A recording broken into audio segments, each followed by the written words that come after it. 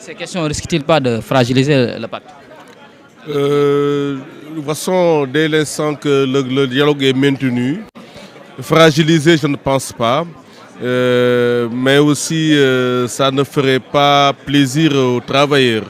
que des engagements ne soient pas respectés et que nous attendons aujourd'hui à ce que ces interrogations qui sont sur la table soient dissipées ou bien que des réponses soient apportées par le président pour un peu rassurer les travailleurs. Merci beaucoup. Merci. Merci. Donc, monsieur Youm aussi, vous avez sa réaction. Ok. Une réaction. Monsieur Youm, Sénégal 7, nous avons sa réaction. Nous avons sa réaction. En direct, on est en direct sur Sénégal 7. Oui. Nous avons sa réaction par rapport à le pacte de stabilité. On va par là, juste aussi. Je comprends. Nous disons OK. Secrétaire général, nous sommes oui, je suis fait. Alors, 1er mai 2026, nous avons fait le 1er mai 2025, un an jour pour jour. Nous avons fait le président de la République, l'idée pacte tripartite, pacte de stabilité. Alors, un an après, quel est le bilan? Wow, au niveau de la présidence de la République, je pense que le premier mot, c'est un mot de félicitations à l'endroit de tous les travailleurs du monde. Parce que nous savons que les fêtes liggéey kat yi la té day marqué sax lu am solo parce que fête bi manam cosaan li moy si lañu jëlé li nga xamné moy journée de travail si fukki waxtu ak lu top yobbu ko mu wacc ba juroom ñetti waxtu kon dama japp né da fay wara doon moment de bilan parce que xam nga Sénégal ñun damay wax tout le temps né amuñu habitude di def évaluation buñu joggé 1 en 1 ci benn ay doléances yu nga xam ne parti bu nekk posé na ko kon tey li xel mën a nangu mooy tamit war nañ souvent évaluer bu ñu ñëw rek chaque jour ñu accumuler ay doléances mais li nga xam ne moom moo fi ñëwoon daaw fan nañ ci toll mu doon une approche sectorielle ñu xool secteur bu nekk est-ce que loolu jëmal nañ ko fan la toll lu ci des ak lan moo tax mu takk soog a mën a xool lii di ñëw sinon bu nekkee chaque fois ay cérémonie la rek pour accumuler des cahiers de doléances dina dem ba ben moment quasiment du amati valeur bi mu wara am parce que japp naa ne finalité bi moy nu ñuy def ba tanel lool condition wu liggéey kat yi et je pense que loolu kon day laaj approche scientifique bobu may wax non. Effectivement parce que ils ont remis un document bien documenté sur un an du bilan. Le bilan en résumé, c'est un bilan mitigé, on peut dire. Il y a des avancées significatives, mais aussi il y a des remous dans des secteurs vitaux comme l'éducation, le G7 et la santé. Alors, le bilan, selon vous, il est mitigé. Voilà, kon xam nga fofu la bëgg tek sama loxo. Moy que tay indicateur bi nga xamné tay muy da fay doon li ñuy tuddé ci walu gestion indicateur pertinent. Moy bo xolone rek tay Sénégal dañu né centrale yi dañu signé li ñuy tuddé pacte de stabilité. Kon ñu né lolu dafa doon outil bo xam dafa wara indi ak dal ci secteur yépp ngir ñu mëna dérouler li ñuy wax les politiques publiques de développement. Légui nak tay day jot ñu évaluer est-ce que am nañu dal gogu boko doon évaluer yow ya ko wax sank da ngay xamné amoko ndax di nga gis né secteur éducation mu ngi jax-jaxi ba ñu ngi soga am protocole semaine bi ñu genn secteur santé mu ngi jax-jaxi secteur transport yëngatuna secteur santé bon so xolé donc da ngay wax né presque secteur yépp même administration autre administration muy yenen syndicat avec la coordination ñepp ngi yëngatu kon suñu démé né dañu soxla stabilité té amuñu ko lepp di yëngu à la place de dal biñ soxla légui la question à se poser moy lan motax moy évidemment que dafa am ay problèmes par rapport vraiment à la prise en charge des préoccupations kon préoccupation yi liggéey kat yi tek ci tableau nguur gi dama japp né kon amagul ay safara lolo tax fépp di yëngu kon tay da fay jot nguur gi out un plan stratégique bo xamné bi tay da fay taxaw pour régler lool parce que damay wax tout le temps né gis nga revendication facteur de progrès social la et tant que liggéey kat mu ngi am inshallah dana am ay revendication et tant que amul tamit tay solution nañu xamné revendication yi ci yëngu-yëngal lay mujjé manque yooyu waxtaan est-ce que jàppaloon aussi war nañoo dem ci li nga xam ne mooy phase décisive. évidemment xam nga li ñuy wax yëpp benn la phase décisive kay mooy nag mais ay wax day jeex te dañu ne même yàlla du fay wax bàyyi jëf kon loolu yëpp day nekk tey ay témoignages yu ñuy def dañu wax yàlla ne du fay wax bàyyi jëf kon l'action elle est décisive et je pense que aussi tey foofu la ñuy xaare surtout le gouvernement action parce que boo xoolee tey pourtant ñu ngi góorgóorlu di signer ay plan d'action di signer ay protocole mais le problème mooy Sénégal dafa am lu ñu fi seetlu mooy li gën a bëri mooy signature protocole moom yomb na waaye xam nga li gën a jafe Sénégal mooy respecter protocole loolu moo tax d'ailleurs boo remonter un peu l'histoire syndicale da ngay gis ne lutte yi fi am ci 20 dernières années yëpp lutte la boo xam ne li ko ab sabab rek mooy non respect d'accord signé loolu kese la mais les nouvelles revendications bu ñu la waxee ne ba fii may wax ak yow abordé guñ leen. mais est-ce que si wàllum satisfaction am ngeen 80% ou à 70%. xam nga tey bu jëmee ci secteur éducation mën nañu wax ne tey le protocole bi ñu signé à la date du 16 avril 2026 dafa nekk nag protocole bu am solo boo xam ne tey li nga xam ne moom lañ tegoon ci ay poñ muy yu ñu doon laaj mën nañ ne nguur gi en tout cas indi na ci ay tontoogum ay tontu yoo xam ne jox nañu satisfaction effectivement à 80% parce que tey boo xoolee presque bu weesoo yi ñu war a dem discuter ci cadre boobu ñu tuddee le comité technique sectoriel te loolu tamit njeexital li moom mooy doon wut ci solution presque yeneen yi en tout cas nguur gi dogu na jël engagement ne dina ko régler léegi nag je pense que li ci am solo mooy accord boo gis rek bu ñu signé bii pas li ci bees mooy dañ ci def ay app léegi nguur gi est-ce que dina wàccoog accord yooyu ci app yi ñu ko diggee loolu nag mooy défi bi nguur gi war a relever parce que dañu wax rupture mooy li woon dafa war a won ni te nguur yëpp yi fi jaar seetu nañ ne li ñu mën rek mooy signer waaye du ñu jëfe li ñu signer kon nguur gi dafa war a indi rupture foofu bu ñu bëggee ab dal am ci suñu réew fii Sénégal. manquement yooyu est-ce que ça risque pas de fragiliser le pacte et sa survie même. mais évidemment que aujourd'hui li ma wax sànq mooy maanaam pacte bi tey nga ñëw xam nga pacte sax bu ma doon wax dëgg-dëgg mën naa ne pacte mën na ñàkk parce que lan mooy pacte mooy dañuy déggoo ne yow boo defee lii man ma def lii dinañu am ak dal waaye léegi loolu li ko gën a gaaw mooy ku nekk ci Sénégal su xamoon mission am surtout nguur gi xam lan mooy mission am ci secteur bu ne doxal ko en tout cas syndicats yi aussi bu ñu tegee seen i mébét ñu jàngat ko xam ne lii dañ ko soxla ñu doxal ko jafe naa su boobaa du laaj sax ñuy signer pacte kon. dañ nekk ci contexte économique bu difficile et que satisfaire revendication c'est impossible. waaw xam nga nag foofu dama lay jox rek benn misaal mooy maanaam tey tamit mënuñu wëy nag di wax ne contexte bi ak li yëg-léeg parce que xam nga laajum réew lenn la waaye nag buñ la ko xësee jox moom bu boobaa da ngay weesu ay lay wala nga ne lii lële li ci des rek mooy nooy def ba jëmmal loolu nga xam ne mooy doxal réew mi kon munoo taxaw di wax ne xam nga tey bu ñu jëlee exemple ku taxaw ne damay wut jabar ñu wutal la soxna nga yeewu ñu ne la joxel dépense nga ne contexte économique bi loolu du dem parce que yow comme da nga doon laaj di laaj ba ñu wutal la soxna soosu nag dafa am lu ñuy wax warugar kon da nga war a wuti dépense joxe ko parce que nag noonu la ñuy yoree soxna kon am réew boo ko demee laaj ba ñu jox la ko kon da nga war a wuti ay koppar ngir doxal maanaam réew mi pour satisfaire bëgg-bëggu askan wi ak bëgg-bëggu ñooñ di liggéeykat yi. jërëjëf mu doon Youm secrétaire général mu doon addu ci ENA bilan li nga xamante ne muy présenter un bilan mitigé bilan bi nga xamante ne aussi tamit jàpp na ni lépp li nga xamante ne daal ñoom bëgg nañ ko war nañ ko mën a am ci ñuy jëlaat beneen organisation. asalaamaaleykum maa ngi tudd Aïssatou Touré présidente comité national des femmes travailleuses de la CNTS. bu nekk tey bilan 1 an daaw daje woon ngeen fii lan ngay xaar ci rencontre bu am solo bi. waaw rencontre bi pour wax ak président jox ko cahier de doléance yi wax ko suñu ay ñaxtu nag wax ko fi ñu koy xaar ak tolluwaayu Sénégal waaw dina ko gis ci cahier de doléance dina ko dégg ci discours yi aussi suñu toogaay ñun jigéen ñi aussi ñu ngi koy demander que mu ratifier C190 suñ ko janoog moom loolu lañ koy waxaat waaw.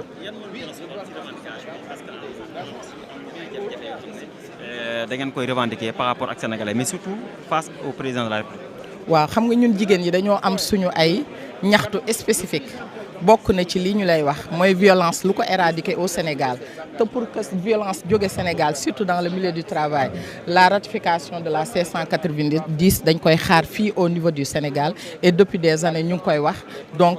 nee nañ ñu ngi ci processus bi léegi nañ koy xaar pour que ça soit imminent bu mu yàggati balaa ñuy dem Genève ñu ratifier ñu pour ñu passer ci autre chose pour que violence au Sénégal wàññeeku. yéen waxtaan yàgg naa dox seen digganteeg nguur gi mooy nguur yi fi jugee nguuru Abdoulaye Wade nguuru Macky Sall ba si nguur gi ndax yéen a ngi xaar toujours di waxtaan ndax xaaroo leen gannaaw waxtaan également lu jëm si wàllum acte ngir ñu daal di poser problème bi mu régler définitivement. waaw waxtaan xam nga dialogue tout le temps waxtaan ci yëf yi waxtaan lay commencer ci foofu lay jeexee mais tout le temps nag dañuy bëgg su waxtaan jeexee ñuy poser des actes parce que loolu aussi mooy indi justice sociale loolu mooy indi jàmm ci Sénégal te moom président de la République jàmm la bëgg donc li ñu waxtaanee nay actes yi poser rek suñ ko poser rek jàmm dina na ñooy ci Sénégal parce que mooy li gën ci ñun ñëpp moo gën ci ñun gën ci njaboot gi gën ci population bi yëpp. voilà ci participation jigéen ñi ci administration rawatina bopp administration gouvernement bi aussi tamit ñu bëri ñu ngi ne jigéen ñi daanaka fësuñu foofu.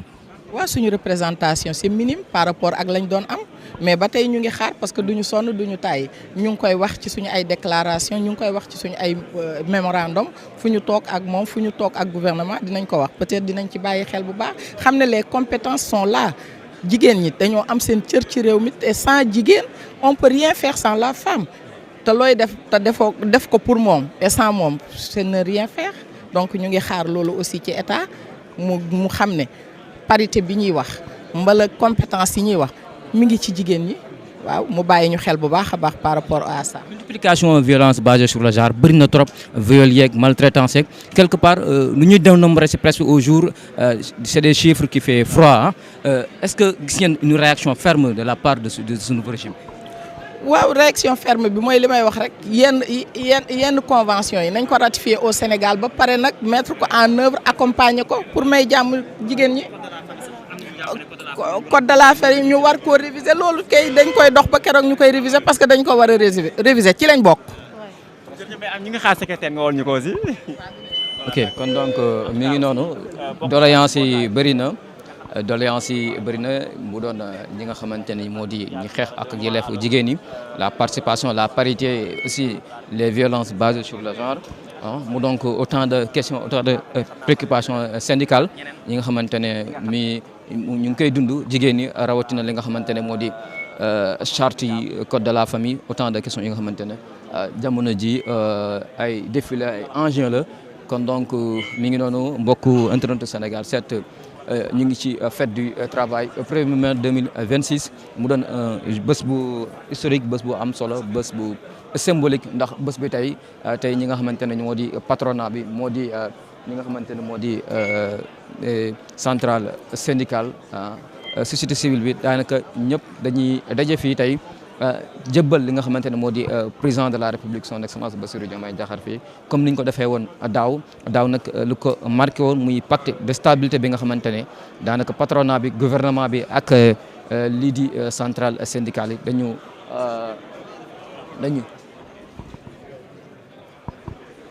dañu signé woon pacte ngir am déggoo am dal ci doxalinu réew mi ngir ñu mën a dox ay jéego ci wàllum koom-koom ci wàllum dundin ak nekkinu askan bi waaye gis ngeen loolu y a eu des obstacles maanaam malgré dal boobu ñu bëggoon ci secteur travail bi waaye gis ngeen mujjuta am na ay remous am na ay grève ci wàllu santé ci wàllu éducation aussi gis ngeen le secrétaire général Youm aussi daanaka daal moom nee na gouvernement bi daal daanaka malgré le contexte économique bu ñuy soulever moom jàpp ni daal loolu du lay lépp li revendication moom jàpp ne gouvernement war si mën a béy weewu tànkam kon donc mu doon li nga xamante ne moo di le bilan du pacte de stabilité léegi mi ngi noonu ñu xaarandi ñëw mise en place bi 15 heures la war nañu mën a tàmbali d'un moment ou l'autre li nga xamante ni moo di cérémonie bi donc seen centrale syndicale yaa ngi fii gouvernement bi yaa ngi fii aussi côté bële fi ngeen xamante ne fa la ministre yi fa la ñuy installé wu aussi le président bu ñëwee ñu tàmbali donc dañuy xoos tuuti rek xoolandi quelques autres réactions aussi ci boor bële mi ngi noonu donc mi ngi noonu. ñu daal di ciy def ay mbir yu am solo yaakaar naa ni itam loolu lu mat a bàyyi xel la parce que réew njàng moo ko yor réew itam faw ñu am stabilité te cette stabilité là jaarale ko ci syndicat yi waxtaan def un langage de vérité langage de vérité dafa baax parce que dina tax quand même nit ki xam ni li may revendiquer lii moo mën a nekk lii mënta nekk waaye li mën a ne buñ ko xaatimee comme ni ko premier ministre waxee état bu Sénégal dina ci taxaw ndaxte ci conseil des ministres bi nga xamante ni génn nañ ko mercredi passé gis nañu le premier ministre taxaw na bu baax a baax ci li nga xamante ni moom moo jëm ci respecter ce pacte social bi nga xamante ni xaatim nañ ko ak syndicalistes yi muy wane ni kàddoom bi nga xamante ni moom la joxe woon kaddu boobu mu ngi koy sàmm wane na ko ci conseil des ministres bi nga xamante ni moom la ñu génn wax ni nañu def seen kem kattan ba lépp li nga xamante ni moom mooy stabilité réew mi ñu gën cee taxaw yaakaar naa ni loolu bokk na ci li nga xamante ni dafay doxal réew dañ koy pencoo réew dañuy sottante xalaat ndaxte bu syndicalistes yi xëccee nguur gi xëccee dafay xaw a métti ci askan wi nga xamante ni après ñoom ñooy subir les dégâts donc les syndicalistes dinañu nekk ay gentlemen wax seen i doléance mais moom mi nga xamante ni moom moo war a jot doléance itam dina wax li nga xamante ni moom moo mën a nekk et on a toujours vu que ni suñu ay dirigeants yi ñu fi doon am dañuy faral di dige lu ñu mënul surtout bu ñu xamee ni élection ñëw na ñu teg ay mbir yoo xamante ni leer na leen leer yàlla ni mënuñu ko suñu paree mbir mi ci askan wi lay këpp waay mais ce nouveau régime là dafa ñëw à travers son premier ministre Ousmane Sonko daat ne man dëgg laa leen di wax déjà bi mu rencontré patronat bi loolu la leen wax le Sénégal dafa nekk réew moo xamante ni 4e sous-sol fi ñu ko jëlee dafa sori donc dañuy waxtaan ku ci nekk xam li raisonnable nga laajte ko lu raisonnable itam nga xam ni lii nii li ngay laajte nii mënul nekk parce que ku ne xam na ni Ousmane Sonko premier ministre moom du nangu kenn di ko teg lu mu mënul wala di ko chantage parce que koo xam ne da lay wax souvent que ni man nguur tënku ma premier ministre tënku ma donc yaakaar naa dafay taxaw ak ñoom wax leen dëgg njiit dafa war a wax li am askanam parce que dëgg aussi mooy njëkk moom mooy mujj et ñëpp xam nañ ni ce nouveau régime là à travers Ousmane Sonko langage de vérité lañ leen di tegal saa su nekk parce que ku ne xam na syndicalistes yi ñu amee woon doole au temps passé dañ doon ñëw yëngal le gouvernement dig leen loo xamante ni tey leer na leen leer yàlla ni li ñuy diggee ak askan wi mënuñu ko tey li xew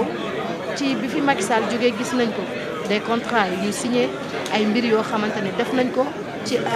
quelques jours bi nga xamante ne le président Bassirou Diomaye Faye waxoon na jël nguur bi mu doon ay mbir yoo xam ne daanaka juróon na yenn coow parce que jàpp nañ ne li nga xam ne moom la fi président Macky Sall bàyyi dañ ko war a respecter alors que lim fi bàyyi ñu bëri xam nañ ni sabotage da cee rax parce que bu fekkee da nga war a tax bay war a dem di signé yenn yi bëgg nga ñi fiy ñëw bu ñu ñëwee ñu am problème fay salaire yi ñu am problème boo xam ne dinañu mën a denrée yi yokku courant bi yokku donc loolu moo doon stratégie bi nga xamante ni moom ancien président de la République tegoon na ko mais bi gouvernement bi ñëwee à travers son premier ministre Ousmane Sonko dañu gis ne moom dafa ne de man du ma nëbb sama askan parce que bu ngeen fàttalikoo fàttali dafay baax moom def na conférence de presse après biñ ko nommé premier ministre ñëwaat ci li nga xamante ni moom moo di problème yi ñu fekk ci biir réew mi ci la soulevé woon le problème bi nga xam ne am na ci wàllum bor bi ci la soulevé woon suñu ay ressources naturelles yi nga xamante ne dañ ko pillé ci la soulevé woon problème bi nga xam ne am na ci administration bi parce que le problème du Sénégal c'est l'administration qui a un problème parce que comme kaddu yi nga xam ne moom Ousmane da koy faral di yëkkati on a une société corruptogène boo xamante ni dañ koy dundaale en fait te loolu dafa laal administration loolu dafa demoon ba suñu administration dañ ko désacraliser daanaka li fa doon xew li état di ñàkk ci administration njuuj njaaj yi fa am loolu yëpp taxoon na moom le premier ministre mu génn ni man du ma nëbb sama askan dama leen di wax dëgg parce que da ngeen ma fal bu mu génnee def cet exercice de transparence bi nga xam ne ñoom moom la ñu woote muy la jub jubal jubbanti mu wax ak sénégalais yi un langage de vérité